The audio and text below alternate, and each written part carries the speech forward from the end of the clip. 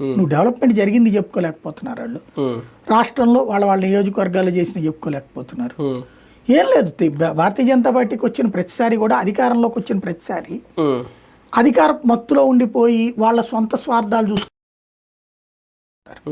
పార్టీని గురించి వాళ్ళైనా ప్రచారం చేసుకోవచ్చు కదా. ఇప్పుడు నిన్న ఉందండి, ఆయన మాట్లాడారు పవన్ కళ్యాణ్ గారు జలశక్తి మిషన్ గురించి 55 లీటర్లు. అది ఎవరిది అసలు చెప్తుంది అదే. ఇప్పుడు దాని గురించి బీజేపీ నాయకులు ఎందుకు మాట్లాడట్లేదు? ఇచ్చిన సంక్షేమ పథకాలని పట్టించుకోవట్లేదని నేను అంటుంది అదే.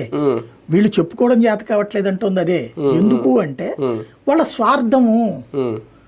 పార్టీ నాయకత్వం అన్నా ఏమైనా నువ్వు చెప్పు అని చెప్పాలా, చెప్పదు. ఇప్పుడు నామినేటెడ్ పదవులు పొందారు, వాళ్ళు కూడా వాళ్ళ వ్యక్తిగతమైనటువంటి డెవలప్మెంట్ చూసుకున్నారు కానీ పార్టీ డెవలప్మెంట్ చూసుకోవట్లేదు. ఇప్పుడు దేశం ఫస్ట్ పార్టీ నెక్స్ట్ అన్నారు, గుడ్.